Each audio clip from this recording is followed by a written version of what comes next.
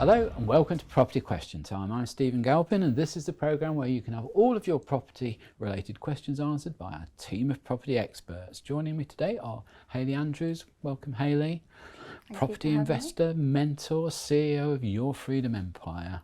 Have I got that right? You did, yes. Jolly good. Perfect. And John Howard, property developer, author, public speaker, owner of estate agencies and all sorts of things. I'm glad you didn't call me an estate agent. No, I didn't. You normally do, and I do own estate agencies, but I don't work in them, so Well, I realise that your knowledge is somewhat limited, so we'll leave it at that, John. Okay, anyway, right, let's get on with the questions, and Hayley, you're first. Do the experts think that before entering the buy-to-let market with the ambition of building a small portfolio, would it be wise to take an educational business course first? I hear so many stories about buy-to-let and rent-to-rent investors getting into trouble with unpaid rents and unanticipated voids cropping up. Not necessarily a business training, but you do need to understand the industry that you're moving into. So either way, you need to SWOT up. You need to understand your responsibility as a landlord legally. You need to obviously be able to assess the deal. You need to be able to you need to be able to look at it as a business. So it wouldn't hurt, you know, if you wanted to go through business training, 100% would add benefit to you, your skill set. But you don't necessarily have to do business training in order to become a professional property investor, if that's what we want to call it here. But you do need to approach it as a professional.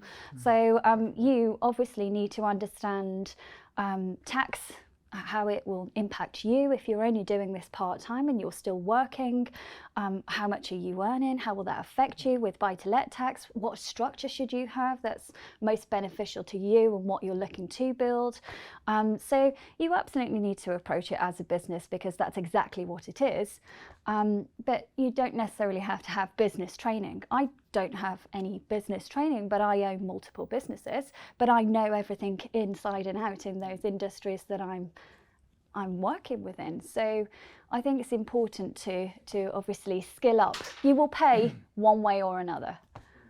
I think it is a danger, isn't it? People do tend to enter the property market, particularly at the sort of lower end of things, perhaps one property or two properties, and assume that because they're going in the property market, they're going to make money. Yeah, it's not necessarily the case. Sometimes making money can be easy, but holding on to it's a different story, isn't it? Yeah, absolutely. That's where your business acumen comes in, I think, doesn't it? buy-to-let is such a good way to start, especially, you know, I've got two footballers who I'm working with at the moment, and you know, they can buy a house once every 3 months or so with a large deposit. So I mean, for them, they can very quickly build up a large portfolio and don't need to do anything until they retire. And of course, they get their pension at 35, being a footballer. So, you know, they want to go into development. I said, look, just calm down. You know, you're doing so well doing what you're doing. You don't need to do anything else for the moment. But even if someone's on a you know, relatively average wage, as long as there's some inflation, some capital growth, you know, people can build up a lovely portfolio for 10 or 15 properties without any risk, and that's great if people want to do that. But it is a business, like you said, and people need to realise it's a business. Get your team together, get a good broker, you know, and get a good solicitor, and understand what you're buying, and also look for an angle, look for some discount. Don't just buy the first thing you see. You know, and also areas are so important, aren't they? You know, population, check populations. Are the populations going up or down over the next 5 years, and all the rest of it, and so on. Very important. Well, John, we've said many times on this programme, it's about building a team around you. Sure, that can give yeah, you and right a team advice. you can trust as well. It's very important. Hayley, you mentioned a few things that you, don't need formal business training for, but you'd be wise to sort of understand at least. Is there a one-stop shop that you can get all this information from? Is there anywhere that you would recommend? Is it internet research? Is it online seminars? Or?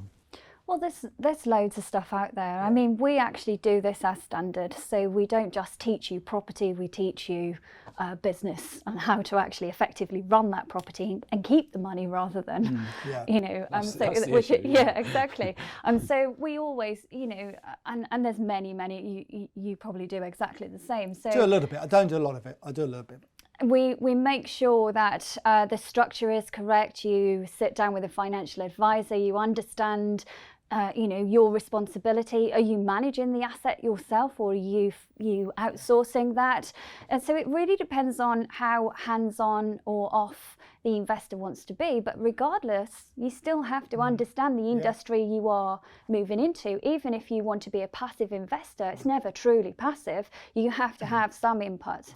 And you have to plan all of that up front. I wouldn't recommend anybody just jumping into it. No. I also think for the new investor, it's always important to think as well, are you prepared to make sometimes what are unpleasant decisions, difficult decisions? Yeah, because and it's are you hard mentally enough as well. to, yes. So it can emotionally affect you, mentally affect you, financially affect you. And I always say to people, are your family on board with you? Is your partner on board if you have a partner? You know, because that's so important to have that support around you, because you could be making sacrifices within the family to enable to do what you're trying to do investment-wise. Yeah. All right, thank you for that, Hayley. John, are there any circumstances that would allow me to withdraw from a house purchase when contracts have been exchanged? Very simple answer to that is, if you're buying off me, no, not one. Not one.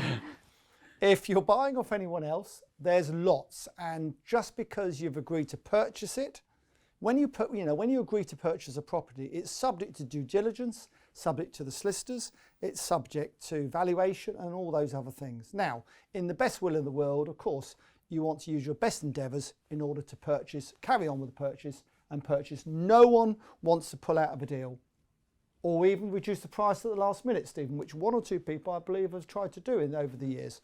It gets done to me on quite a few occasions, and sometimes by the most unlikely people, surprisingly. You're looking at me. No, not at all. But just genuinely, it does. It's amazing the amount of people who try it on. Some get away with it, some don't.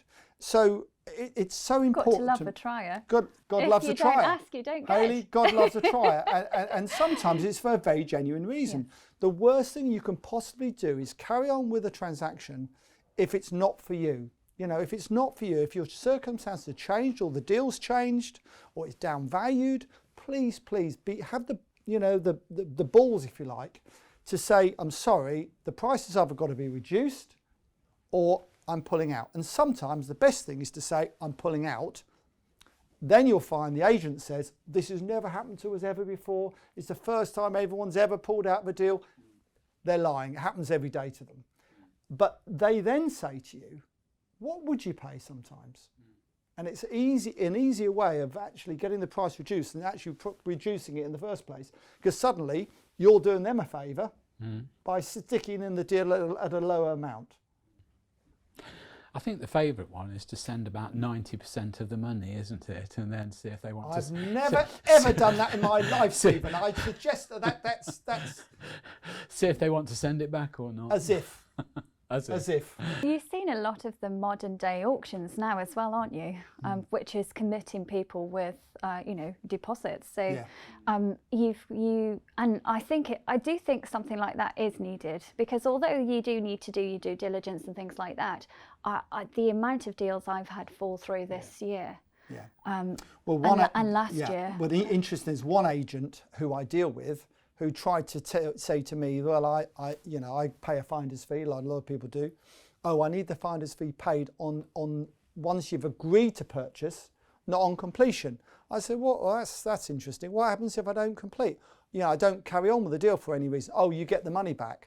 Well, please, everyone out there, do not get involved in that. You don't pay a sourcing fee or whatever you want to call it until it exchanges contracts or completes. Yeah. Well, basically, when it completes. Any good and fair contract will have what they call the earning event, which is the point at which the money is earned, which could be exchanged, but is paid upon completion. But you'd be amazed. Or a percentage. And then on completion. I mean, I'm quite happy to pay on exchange because we're legally committed. I mean, it's a good, you're doing someone a favour probably, they need the money maybe. Well, the only thing is with that, Hayley, it does come back to the questioner's question, is there any way I can pull out of an exchange contract? An exchange contract? If they've exchanged, no. If they've exchanged, no. If there's prior to exchange, yes. If exchanged, you've legally exchanged, no, you can't. You can try and renegotiate the deal, I suppose, on the basis that you can't complete or you don't want to complete.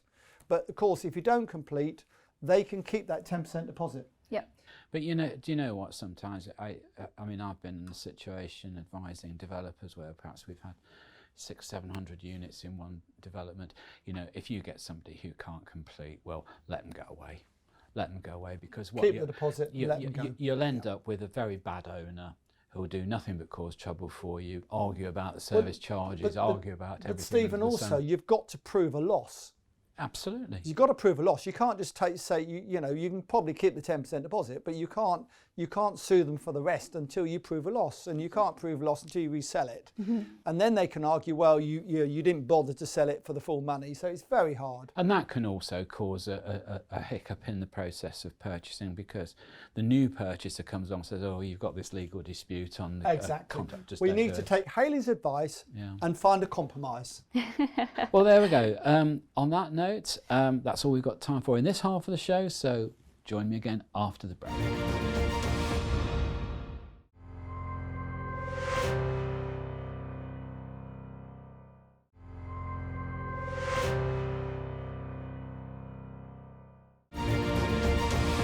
Hello and welcome back to part 2 of Property Question Time. I'm Stephen Galpin and I'm joined by Hayley Andrews and John Howard. Welcome back. Hayley, your second question. With the government seemingly discouraging the smaller buy-to-let investor, is it still an attractive proposition for the amateur landlord? It would seem from what I read that tax laws and rental legislation changes and recommendations are against the smaller business. What do you think? Well, I think the key is in the word amateur, isn't it? I mean, the very definition of amateur is lack of skill or dabbling in something for fun or leisure, in which case you're not treating it as a business, it's not acting in a professional manner. I think that's what they're trying to stamp out. I think they also call them accidental landlords, Yeah, aren't they? well, you get, I mean, I did it myself. So I had my own house, and then rather than sell that house, I moved into another house, a bigger house, and put that property on a buy-to-let mortgage and put a tenant in there. So I did that as well. So I was an accidental landlord, an accidental estate agent, an accidental management agent. You did all right at it, didn't you? I did accidental. But I think that's because I approach things professionally. So I look at, I make sure that I understand any industry I'm moving into. So I treat everything as a business and approach it as a professional, and I think that's what the government is very much encouraging. They're not necessarily discouraging smaller landlords, they're just making it there's a lot of red tape, and there's a lot of red tape for a reason. This is people's homes, people's lives, and we need to treat it as a profession. I think there's a lot of accidental landlords, a lot of people that are playing in property that perhaps don't understand their responsibility, and that's what the government is trying to stamp out with, buy-to-let tax and things like that, with the new model tenancy and legislation and recommendations around pets. They're trying to create a professional arena. But don't you think, Hayley, that, I mean, it's all right, I understand, there is a new modern tenant, there's a new modern landlord, if you like, and I understand that, and there are all these apps. I'm involved in an app where, that you can rent a property on it, you can find a builder and all of it. It's all changing, the whole thing is changing. The one thing I would, and probably for the better, to be honest, because in the old days, and you remember those days, there were some pretty dodgy, wealthy, dodgy landlords who wouldn't even knock on a tenant's door, they'd just open the door up. Oh, have I caught you half your clothes on? I'm so sorry, and all that. It was dreadful. And now you've stopped doing that. I'm pleased. Yes, I have. So, where was I? So it is important that things are improved and the standards are higher, and people's homes are better now, and the tenants at homes are better. But also, the other reason that they've sort of got tough with all this is because people weren't paying their tax. And they want everyone to have a limited company, so there's an annual return. So, you and I have been paying our taxes in limited companies forevermore.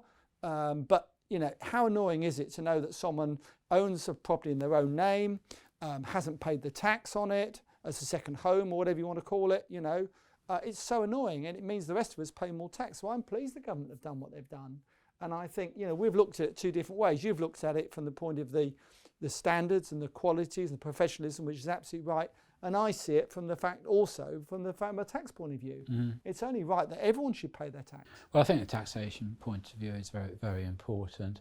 But I also think, you know, lending has become more sophisticated. Yes. Tax collection has become more sophisticated. So the whole industry must move along at that pace. Yeah. You can't have something lagging behind. No, it's a good You can't have the guy renting out his house and just putting the cash in his pocket.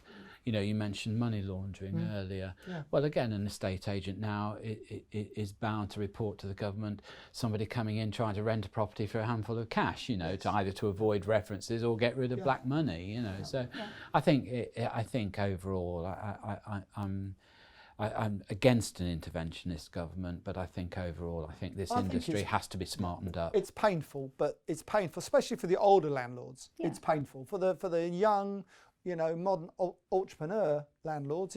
They think it's, you know, normal, if you like. I mean, I actually welcome legislation. It gives us guidelines to follow. Yes. We understand what we can and can't do, and we can, you know, use that to our advantage. Yeah. So I welcome it, and I do think that there are a lot of rogue landlords out there that really do need to be stamped out, and this will do that. I agree entirely with you. Yeah. I also think the unfortunate part is that where people do suffer very badly from bad landlords, the trouble is they're at a social level or status that's not conducive to be able to complain about it. No, I think, and that's very sad. They don't know where to go. No. They don't know who to complain to, and suffer for it very, very badly. Yeah, they do. Yeah. And I mean, you were probably the same. Some of the properties I view, even you know, today, a couple of weeks ago, aren't great, are they? And you know, I'm horrified that they are being rented out, obviously illegally, you know, and so there's still people that get under that radar. But so I think it's becoming more and more difficult. Hopefully it'll be harder and harder to do so, hopefully. Yeah. Well, let's hope so. All right, John, your second question. Can the experts please confirm what power the surveyors have when they make safety recommendations under the new EWS1 form regs? There have been articles in the press that suggest that on the same building, one surveyor has been satisfied that the building meets safety requirements and another found the specification inadequate. Are the recommendations made by surveyors mandatory to be fixed, or is there a body who arbitrates in such cases of disagreement? Well, I mean, it's a very interesting point, this, and they have gone cladding balmy, if you like, and we've got a PD scheme. It's 4 stories, 3 stories high. It's got no cladding on it whatsoever, and constantly we've been asked for these certificates to say that the cladding's safe. Well, there isn't any cladding on it, but the surveyors are so obsessed. You know, we say to the solicitors, look, this is it. You've had confirmation. From a surveyor. There's no cladding required. Oh well, you know, where is the form? Well, you don't need one. So they are absolutely obsessed with it. What I would say is a surveyor that knows his job, and clearly some of the ones who are going around to value these properties don't, a surveyor that knows his job will have the confidence to either say it passes or say it doesn't pass. Ultimately, the local authority are the ones that will serve a notice on the building to say if it's safe or not, and the fire officer has a big part to play. Huge part to play in this, the fire officers do. So what the government are doing is absolutely right. They're making sure these buildings are fire safe. I think they've gone a bit fire balmy. I mean, one new block I've done recently, we weren't allowed a desk in the foyer. We weren't allowed anything in the foyer whatsoever, not even a plant, which is going a bit crazy. But I can understand why they've gone too much the other way, if you like, because there are blocks which need to be sorted out, have not been sorted out yet, but it is a massive, and the government have been criticised for it, but it is a massive, massive problem. It's a huge problem. And now, surprise, surprise, any new developer who's going to build a high-rise block, and high-rise, by the way, is over 6 stories, technically, is going to have to pay a levy. Why are we going to pay a levy? For retrospective because works, we've done it right in the past. Yeah. We're now going to have to pay a levy. It's crazy to point, to punish developers who have done nothing wrong. Yeah, I think these EWS1 forms, it's a little bit like, John, I can't remember the name or reference number of them, but if you remember, like 12, 15 years ago, we suddenly had these forms we had to fill in for mortgage purposes. Yeah, we did. I can't And remember you them had either. to say it's not a sub-sale, it's Yes, not this, absolutely. It's not this, you it's not know. that, it's not the other. And everybody was getting really obsessed with those at the Yes, they time. were, yeah. Now it's just a matter of course, you do it as part of your tick list, don't you? And I think this will settle down to be that. But I mean, certainly in the building I'm in, you know, they've come along and said, yeah, well, the cladding's fine, but the wooden decking on the balconies is not. And it's millions of pounds. It's millions of pounds. I mean, I'm actually getting involved in I think I can say so, a tower block where all the cladding's fallen off. I've got to redo the whole cladding. And the other issue is fire breaks. So a lot of the cladding is fine, but they haven't put the fire breaks in because they didn't need to when it was built. And the fire breaks slot in between the floors. It's not a massive job to do, but the problem is you need to scaffold it. So scaffolding is a fortune. Yeah. And the development I recently did, the scaffolding was over £1 million. Yeah. Just the scaffolding. Well, I know, again, I worked on a building down here, did some consulting for them, and you know how they have this floor-to-window sealant that expands and contracts with heat. Yeah. When you get up to 30 or 40 stories, you get movement on the building. You do? And these joints were just breaking apart and leaving a gap down to the next apartment down. And again, that's a huge fire hazard, as we now know it. Yeah, So huge fire very hazard. difficult. Yeah. And I don't know how you'd cater for sort of remedial work with that sort of Well, thing. it's so expensive. As soon as you scaffold a block, I mean, you may be able to do it off a hoist, to be fair. But I mean, I don't fancy being 30 stories up on a hoist, do you? No, no. If they don't agree with the surveyor, can they go to a chartered fire engineer? Yes, they would be able to. But I mean, it's such a battle when you're trying to sell a property. In retrospect, we were better off to get to get a proper survey done showing it hasn't got one. Yeah. But of course, we didn't think we needed to because we knew it didn't have any cladding on it in the first place. It's bonkers, absolutely bonkers. But again, I don't think the government have been terribly decisive about it all, have I they? think it's, you know, I know I defend the government quite often on these shows, but actually it's very hard. I mean, you know, who is at fault? Is the fire officer at fault? He has to give a certificate, or she gives a certificate once a year on these buildings, sort of. Is the local authority at fault? Well, you know, not really, probably, because the building regs at the time were right. Is the developer at fault? Well, not really, because at the time they did everything right, probably. There's a few rogue ones, but I mean, on the whole, no one's done anything wrong. It's just times have changed, and more experience and more knowledge means that But they again, want higher standards. I think on one of the catastrophes that we had, the specification of the cladding was misrepresented, wasn't it? The wrong assignment numbers were put to it. Yes. So whose fault is that? Obviously, it goes back more towards the manufacturer. Well, I also think the building inspector is, you know, for the but yes, but if you have a product put in front of you with a detailed specification with a reference number, are you entitled to accept that as being? Well, I'd have thought you should check. Okay. All right. Well, on that note, that our lives Happy are getting note. Happy note. that our lives are getting safer. Nice to finish on a happy note, isn't it? Okay, so big thank you to Hayley Andrews and John Howard. Thank you very much for your contribution. Great stuff. I'm Stephen Galpin. Join me again next time on Property Question Time.